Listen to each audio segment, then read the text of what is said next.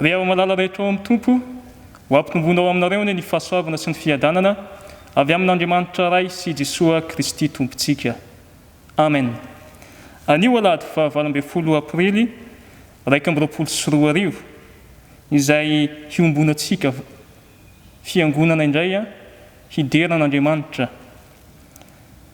Andeha mantsika ry havana ny Salamo 720 andiny voalohany hatramin'ny faharoa ho fiderana an'Andriamanitra. Ny aorian'izay ny laharan-kira fa 470 andiny voalohany sy faharoa. Salamo 720 andiny voalohany hatramin'ny faharoa. Vakina aminaran'ny tompo manao hoe: manomeza an Jehova ry zanak'Andriamanitra, eny manomeza voninahitra sy hery ho an Jehova. Omeo an Jehova ny voninahitry ny anarany, mianko-ofa eo anatrehan Jehova amin'ny fiangonana masina. Amen.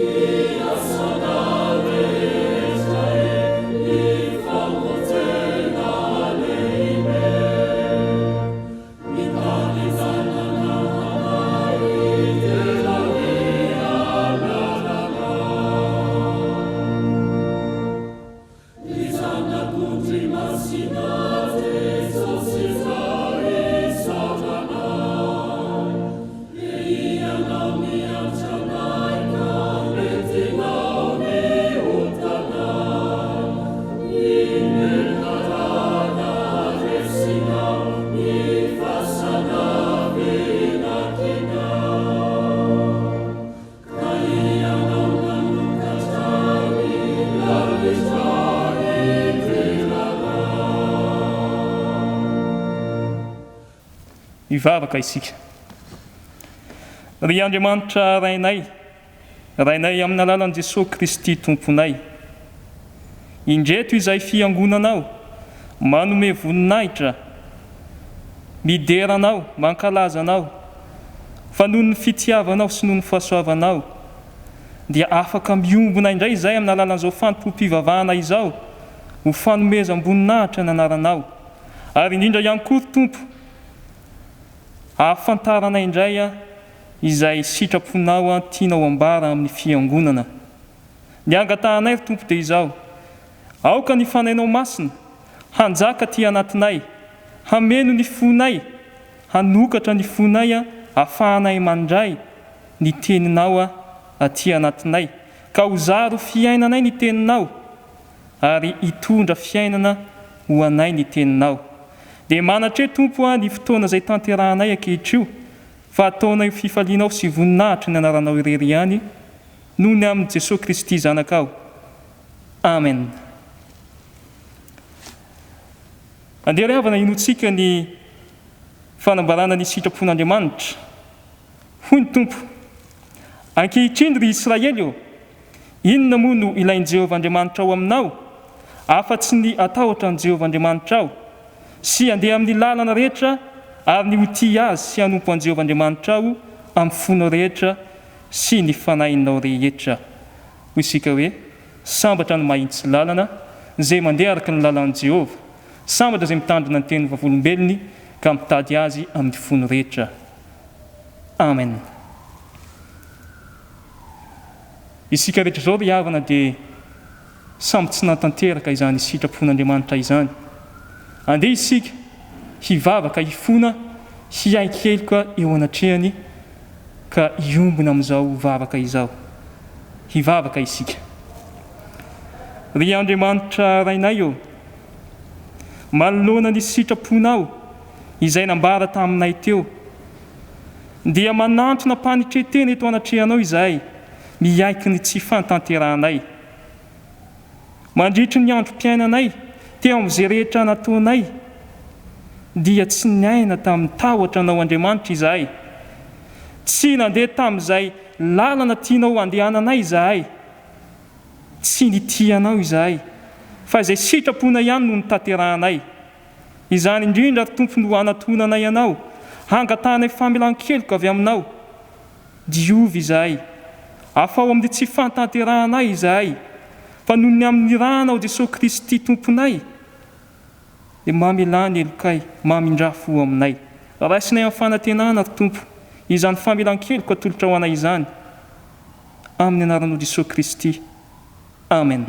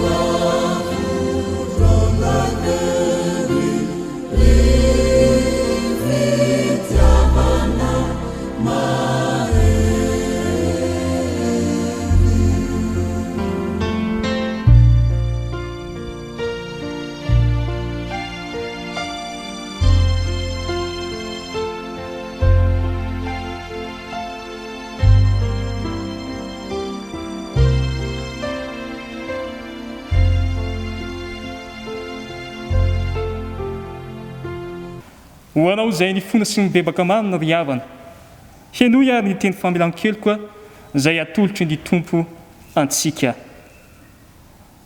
Hoy ny Tompo, tany lavitra any no nisehoan'i Jehovah tampoka ka nanao hoe, fitiavana mandrakizay no nitiavako anao, koa izany no nampaharetako famindram-po anao. Fa ny zanak'olona tsy tonga hotom-poina, fa mba hanompo ka hanolotra ny ainy ho avotra isolony maro. Amen. Hoy isika hoe, sambatra n'olona izay vovelany ny elony sy voasarona amin'ny fahotany. Sambatra n'olona izay tsy sain'i Jehovah eloka ary tsy misy fitaka ny fanainy. Amen.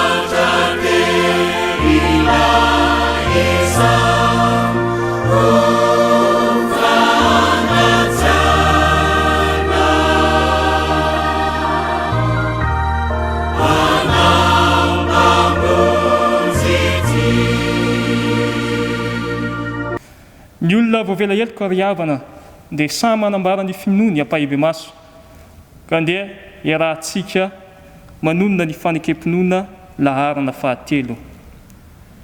Mino an'Andriamanitra tsy toa aho, izay mpanao ny lanitra sy ny tany. Andriamanitra dia fanahy, Andriamanitra dia fitiavana, Andriamanitra dia manjaka hatramin'ny taloha indrindra ka ho mandrakizay. Andriamanitra dia mampiseho ny fitiavana antsika, fa fombola mpanota isika dia maty hamonjy antsika Kristy. Mino an'i Jesosy Kristy izany lahy tokana tompontsika aho, tonga izy hitady sy hamonjy ny vera. Izy olo lana sy fahamarinana ary fiainana. Izy dia tsy miova amin'ny maro sy anio ary mandrakizay. mino mifanahy masina aho. Izy no manambara amin'ny fanahintsika fa zanak'Andriamanitra isika. Fanahy iray ihany no nanaovana batisantsika rehetra ho tena iray. Ny fandresena izay enti mandresy izao tontolo izao dia ny finoantsika. Tompo, ampitomboa ny finoanay. Amen.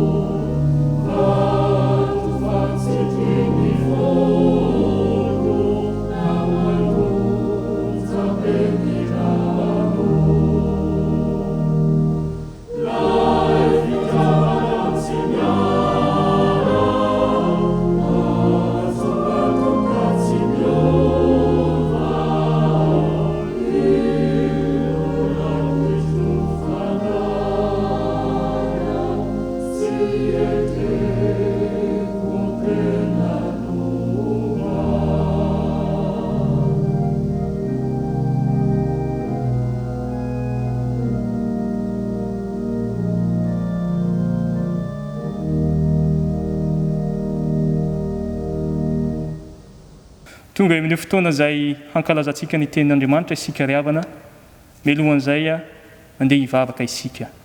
Vavaka isika. Ry Andriamanitra ranay, tonga ny fotoana ankehitriny henonay ny sitraponao, hamakianay ny teninao, mangataka ny fanenao masina izay ry Tompo, hanjaka aty anatinay, na ho aizay mamaky, na ho an'izay mihaino, ary ny teny izay hotoriana avy eo, mangataka ny fanenao masinao, ianao ny teny, ianao ny taridalana, ianao no hanazava ny sainay sy ny fonay. Amin'ny anaran'i Jesosy Kristy Tomponay. Amen. Ny tenin'Andriamanitra izay vakitsika ry havana, ary akantsika niafatra ny amin'ity andro alahady ity, dia izay hita ao amin'ny bokin'ny mpaminany Isaia toko fa 27, ny 1:1 hatramin'ny 2:20. Isaia toko fa 27, ny 1:1 hatramin'ny 2:20. Mivaky toy izao amin'ny anaran'i Jesosy. Noho ny tenako, noho ny tenako ihany no anaovako izany, indrisy lotonda ny anarako, ary voninahitro tsy omeko ny hafa. Mihaino ary Jakoba sy ry Israely izay natsoko. Tsy miova aho, izao ny voalohany, ary izao koa ny farany. Eny, ny tanako no nanorona ny fanamban'ny tany, ary ny tanako ankavanana no namelatra ny lanitra. Raha antsoko ireo, dia indray miseho avokoa. Mivoria anareo rehetra ka mihaino. Iza moa amin'ireny no mba efa nanambara izany? Ilay tian'i Jehova no efa nisitrapony amin'ny Babilôna, ary ny sandriny no amin'ny Kaldeana. Izao da izao ihany no miteny sady miantso azy. Nitondra azy aho ka ambinina ny lalany. Manantonay ianareo ka mihaino. Hatramin'ny taloha no efa nitenenako tamin'ny mangingina. Hatron'ny fomba vao nitsinireo dia teo aho. Ary ankehitriny Jehova Tompo no naniraka sy ny fanainy. Izao no lazain'i Jehova mpanavitra anao, dia ny Ray Masiny Israely. Izaho Jehova Andriamanitra aho no nampianatra anao ahita soa, sady mitarika anao amin'ny lalana tokony alehanao. Toy izay ane ianao mba nihain'ny didiko, dia ho tonga tahaka ny ny fiadananao, ary ho tahaka ny onjon-dranomasina ny fahamarinanao, ary ho tahaka ny fasika ny taranakao, ary ny aliko ny kibonao ho tahaka ny sombim-pasika. Ny anarany tsy ho tapaka na ho foana ho anatrehako. Mivoa hiala amin'ny Babilôna, mieza avy any amin'ny Kaldeana. Toroy amin'ny feo mafaly, ary ambarao ka elezo hatrany amin'ny farany tany. Lazao hoe, Jehova efa fananavitra ny Jakoba mpanompony, ary tsy nangetaheta ireo tamin'ny tondrany azy tany anefitra. Mampiboboka rano ho azy avy amin'ny vatolampy izy. Eny, nampitresaka ny vatolampy izy, ka dia ningororona ny rano. Tsy misy fiadanana ho an'ny ratsy fanahy ho Jehova. Amen. Ray Masino, manamasinana amin'ny fahamarinana, fa ny teninao no fahamarinana. Amen.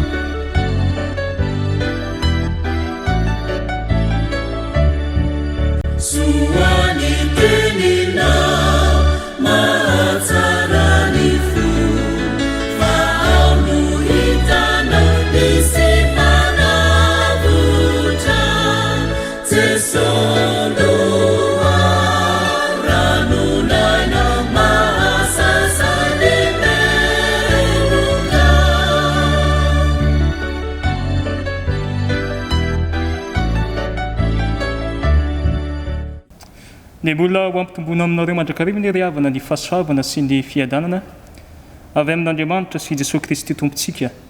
Amen.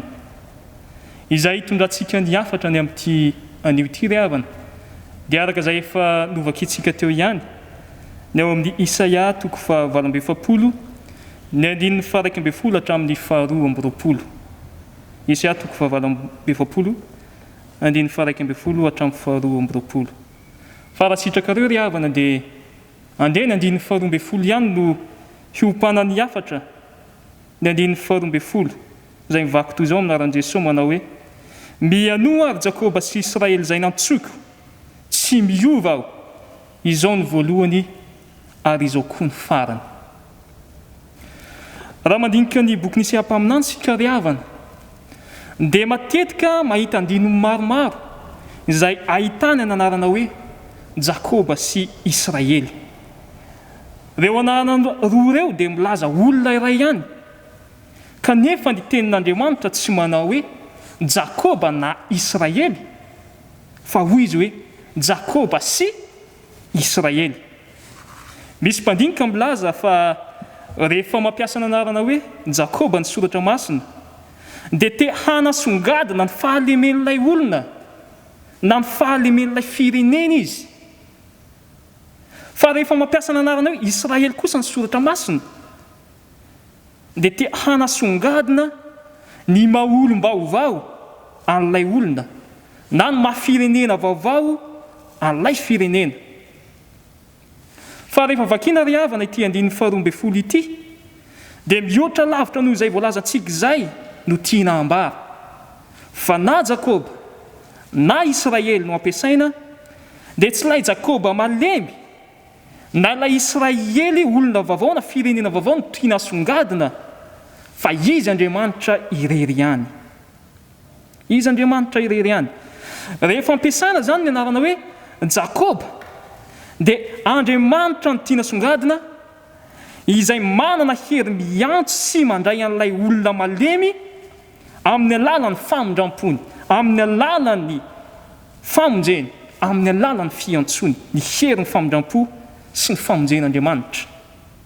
Fa rehefa ny teny na ny anarana hoe Israely kosa no ampiasaina dia Andriamanitra manana hery manavao olona na manavao firenena satria tsy miova izy no tiana songadina, ny hery ny fanavaozan'Andriamanitra. Ka andeha miainga avy amin'izany ry havana no hakantsika hafatra hifampaherezantsika amin'ity alahady maraina ity fa voalohany miantso anao vonjena ny tompo, miantso anao vonjena ny tompo. Fa ny faharoa dia izao, tsy miova fa te hanavao anao ny tompo, tsy miova fa te hanavao anao ny tompo. Raha isika ry havana ilay voalohany, miantso anao vonjena ny tompo. Hoy ny tapany voalohany amin'ity 12 ity manao hoe mianoa ry Jakoba sy ry Israely izay nantsoko mianoa. Andeha ho jerentsika ry havana reto fahamarinana vitsivitsy reto hanazavantsika ny tenin'Andriamanitra. Hoy voalaza ao amin'ny Jaona 10:17 manao hoe ny ondriko miaino ny feoko ary izao mahalala azy ary izy manaraka ahy. Raha isika manokana ilay hoe izao mahalala azy, izao mahalala azy. Hay ve tsy ny olona rehetra ny fantatry Jesosy fa izay miaino ny feony ihany. Mazava ry havana araka izany fa misy ihany koa ireo olona izay tsy fantatry Jesosy.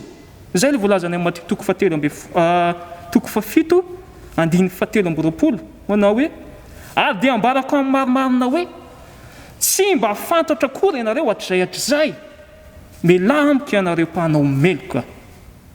Misy zany ny olona fantatry Jesosy ary misy ny olona tsy fantatry Jesosy. Ry havako malala hafatra voalohany tenentsika teo dia izao hoe miantso anao vonjena ny tompo. Izao zany no mahatonga anao ho fantatr'Andriamanitra sy ho voavonjy. Antsony ianao dia mamaly, fa raha antsony ianao ka tsy mamaly, tsy miaino, tsy fantany ianao. Miantso Andriamanitra dia mamaly ve ianao sa tsy mamaly?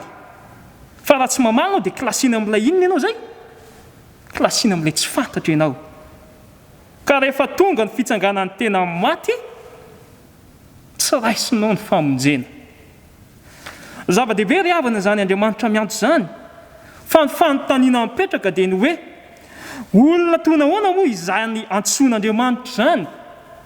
Ohatry nahoana kaina ho an-tsain'Andriamanitra rehefa miantso? Dia izao ve zany efa namaly ny antso sa mbola tsy namaly? Voambarana amin'ny Lioka 5:2 manao hoe tsy avy antso ny marina aho fa ny mpanota mba hibebaka. Tsy avy antso ny marina fa ny mpanota mba hibebaka. Hay zany io Andriamanitra io rehefa miantso dia izay olona mila vonjy ihany no antsoiny. Dia raha mamaly zany ianao dia omeny famonjena. Fa hay Andriamanitra tsy miantso ny olona tsy mila vonjy. Izany hoe ny antson'Andriamanitra izany dia ilay olona mahatsiaro tena hoe oay ty zaka mpanota, oay ty zaka tsy mendrika. Fa raha misy olona zany mpanamary-tena tsy fantatry Jesosy ianao satria tsy nantsony.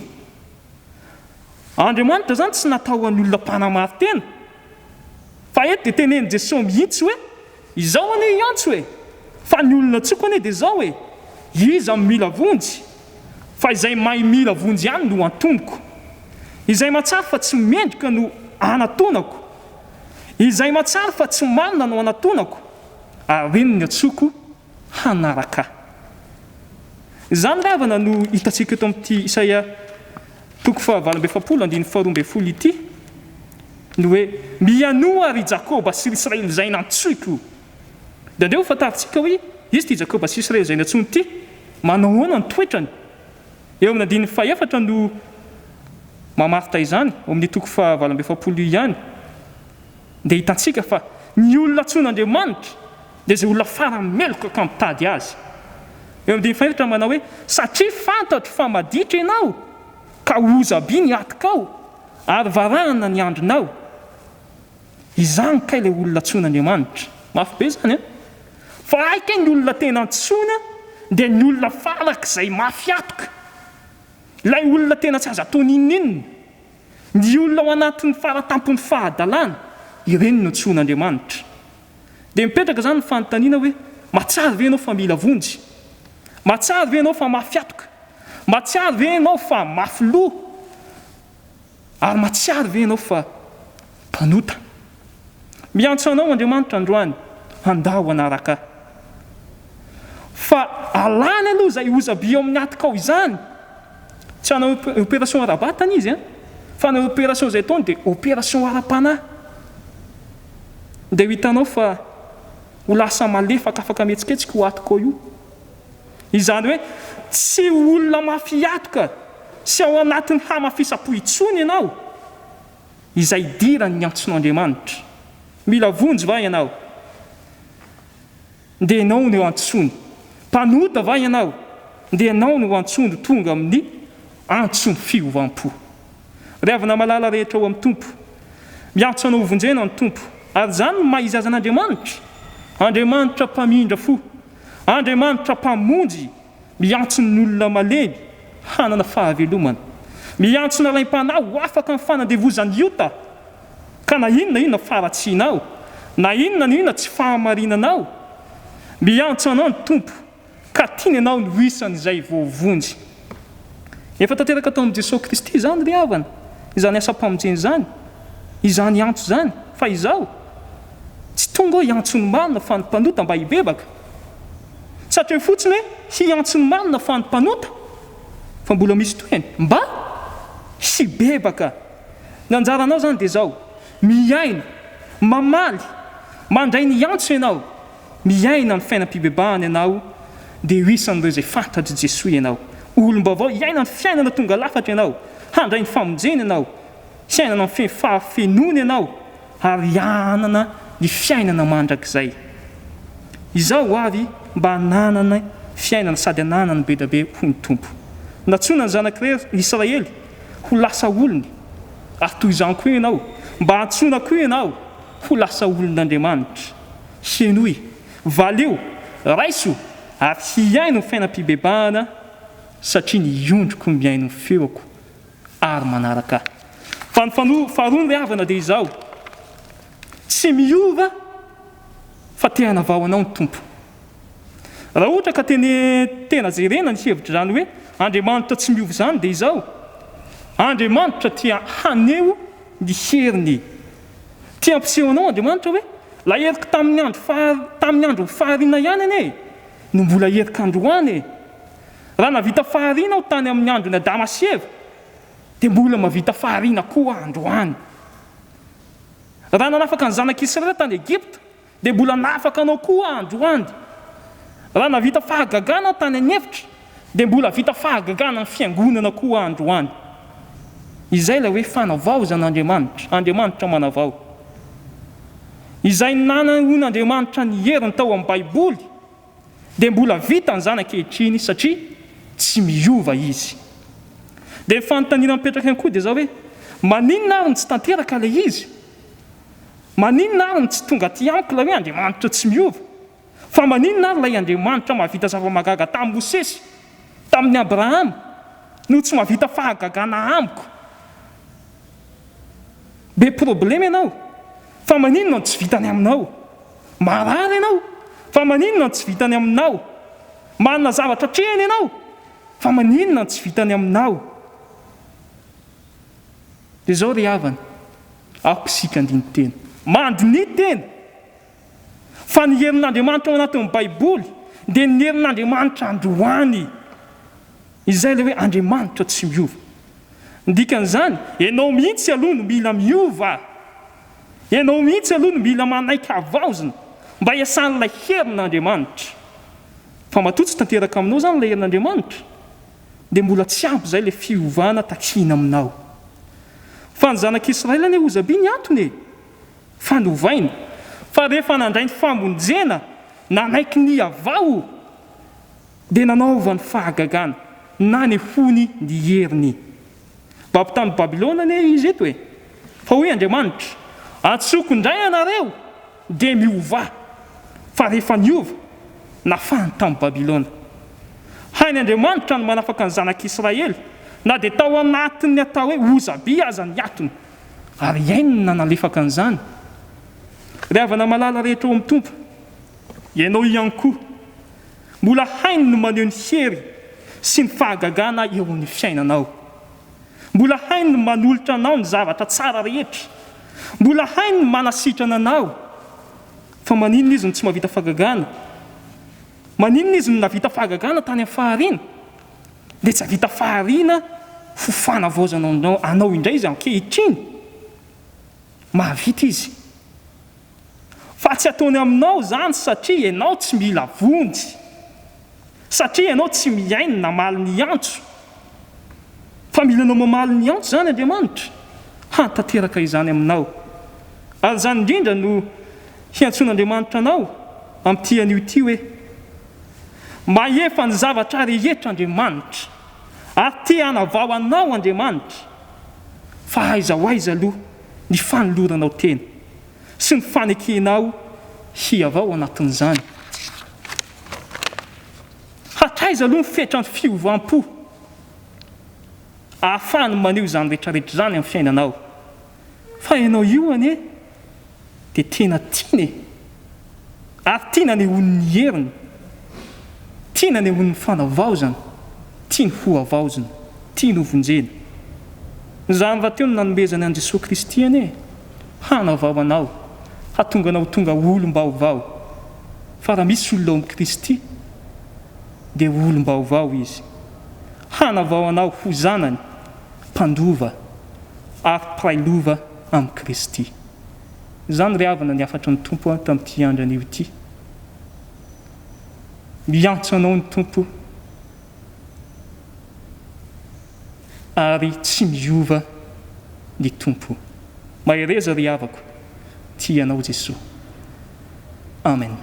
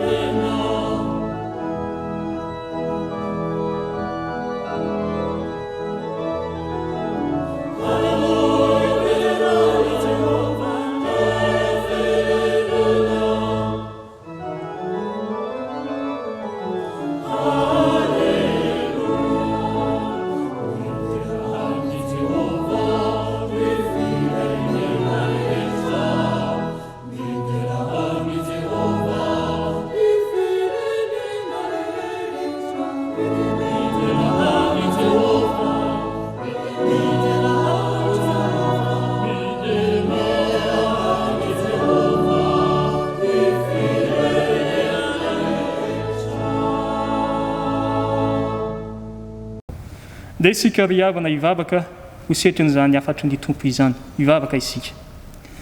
Ry Andriamanitra rainay, misaotra anao izay fa noho ny fitiavanao, noho ny famondram-ponao dia nomenao ny teninao indray izay tamin'ity andro anio ity.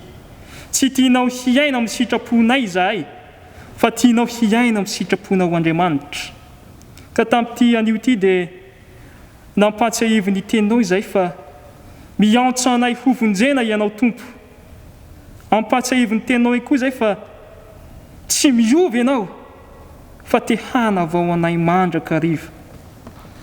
Dia Andriamanitra ranay eo, fenoy ny fanainao masina izahay, hahafahanay hanatanteraka ny sitraponao, hahatonga anay tena ho fantatrao Jesosy Kristy, hahatonga anay tena hiaino ny antsonao, hamaly ny antsonao, ary hiaina ny fiainam-pibebahana, hiaina ny fiainan'ny fiovam-po. Dia ho resy lahatra izay fa ianao Andriamanitra tsy miova, fa te hanavao anay.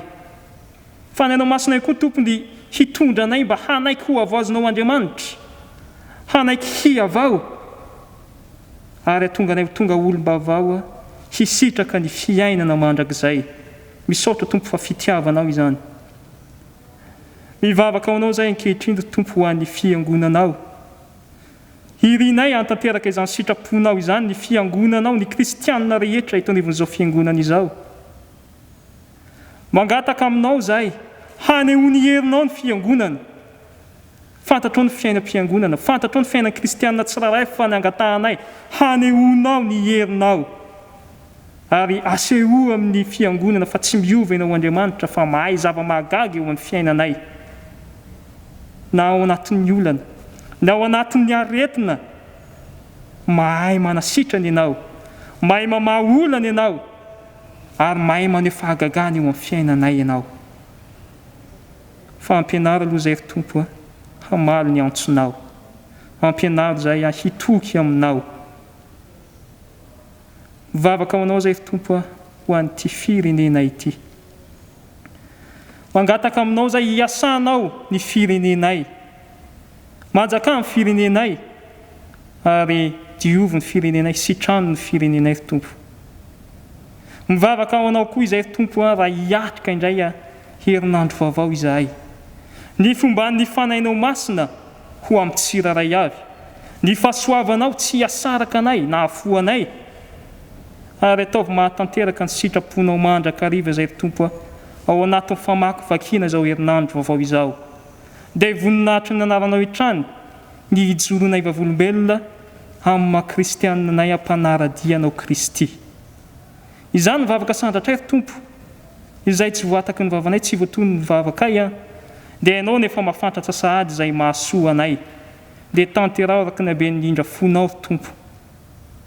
Izany vavaka izany dia hiombonanay amin'ilay vavaka tsara, izay nampianarinao manao hoe: rainay eo izay ny an-danitra, ho amasinina ny anaranao, ho tonga ny fanjakanao, atao ny sitraponao ety an-tany tahaka ny any an-danitra.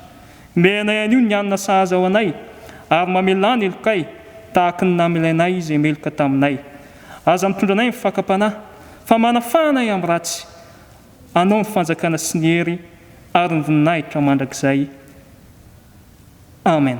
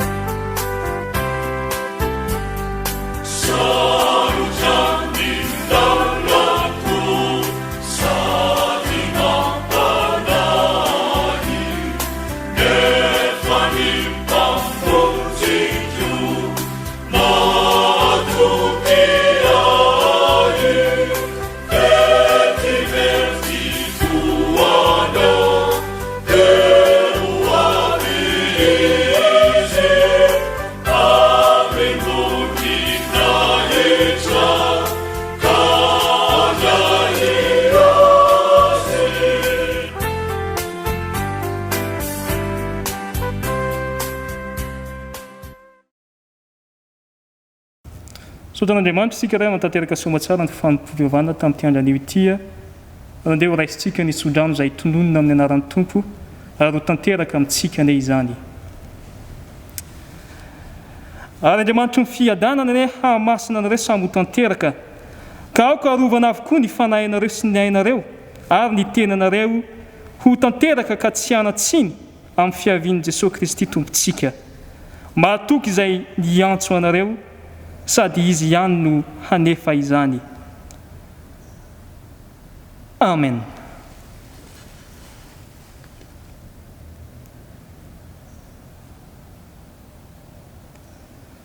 Dia ho azy Andriamanitra irery ihany ane ny voninahitra amin'ny anaran'ny Ray sy ny Zanaka ary ny fanahy masina.